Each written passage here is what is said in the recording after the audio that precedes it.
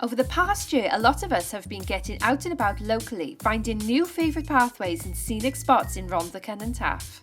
Some of you have been sharing your fantastic phone photos of our area on social media and celebrating what a beautiful part of Wales we live in. How do you fancy upping your photography game or trying something new? RCT Arts and Creative Industries and Sport RCT have teamed up to bring you these tips and tricks to get you moving and snapping to celebrate May's National Walking Month 2021. You're invited to submit your photographs during May and show us how lush it is where you live. There's also the opportunity to get your pics showcased with the launch of our Capture the Spring in Your Step online exhibition. Simply pick one favourite photo taken on your phone during a walk in Rhondda and Taff and head over to www.rctcbc.gov.uk/spring-in-your-step and upload. Link is also in the video description below. In this short video, we'll be covering landscape, macro, that's close-up photography, and wildlife photography. But let's first start with the basics. Load your camera app. Notice you don't always have to unlock your phone to access the camera. Get on Google to find shortcuts for your make and model phone. In your camera settings, set the picture size to the maximum. Now, if you're wondering what the numbers in brackets do, take a look. They alter the shape of your photo. To focus on a subject, tap the screen. That will make the area sharp and you can control what the focal point is. If photographing from a standing position, tuck your elbows into your chest and stand with your feet shoulder width apart. This is a great tip to try if you're shooting in a dimly lit spot. And always check the weather in advance. Light in. When you're about to take a photo, ask yourself, where's the sun? Is it behind you, to the side of you, or in front of you? If you shoot into the sun, you'll get strange marks we call the lens flare and a heavily contrasted look. So try switching your position and shoot away from the sun. Bright sunlight will create a contrasted look with shadows and bright highlights. Experiment with this. Who doesn't love a sunrise and sunset? They call this the golden hour because the light is a lush golden colour. See for yourself.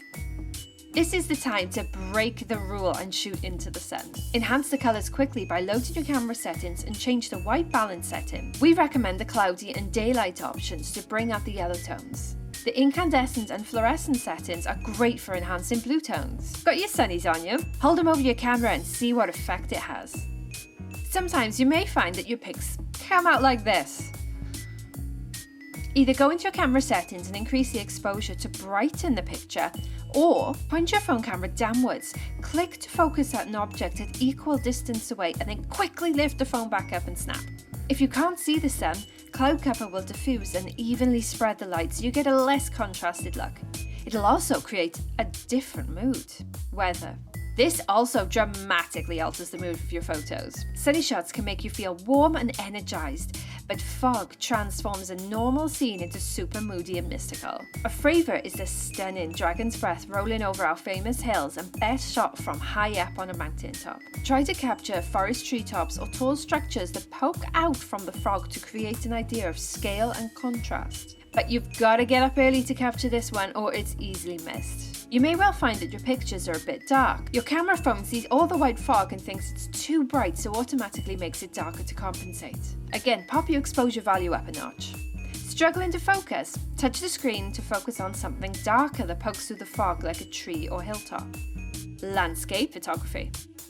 Load up the grid in your camera settings to get perfectly straight horizons. Shoot in landscape to get more in frame. Now you know the rule, break the rule. Turn it, flip it, angle it. Find leading lines like pathways or roads that direct your eye through the image. Bonus points if they're curved.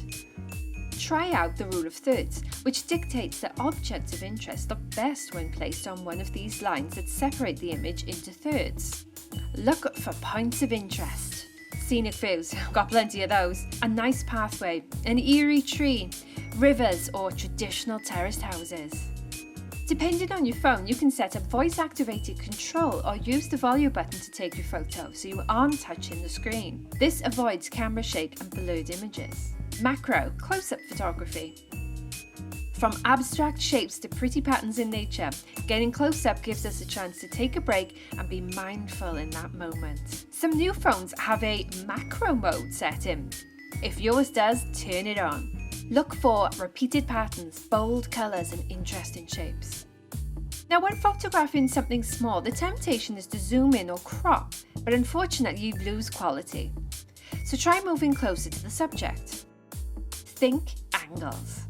Get down low and change the perspective. Turn your phone upside down so the camera is closer to the ground and you can take photos that no DSLR camera could.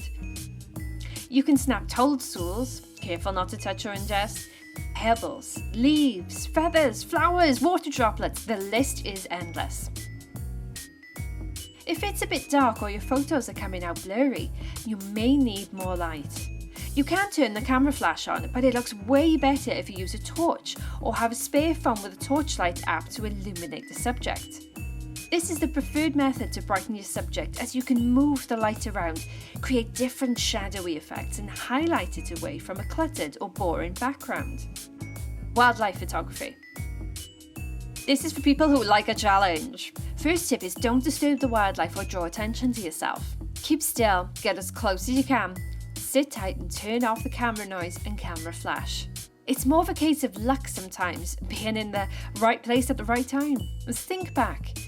Is there a walk where you've regularly spotted a wild creature? Try getting down lower than the standing position so you're shooting from the same level as the wildlife. It helps the image to feel a bit more inviting. Take a lot of photos and pick the best.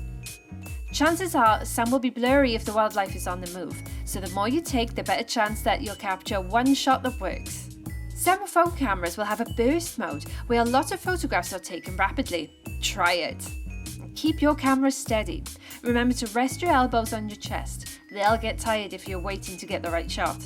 You can also combine close-up and wildlife photography to capture smaller creatures such as ladybugs, butterflies, moths, spiders and snails. You've seen the tips and tricks, now why don't you have a go at home and join us in celebrating the best walks and the beautiful outdoors in Rhondda Cynon Taf. Don't forget to submit your snaps anytime during May, but the sooner the better. We can't wait to see your fab phone photos.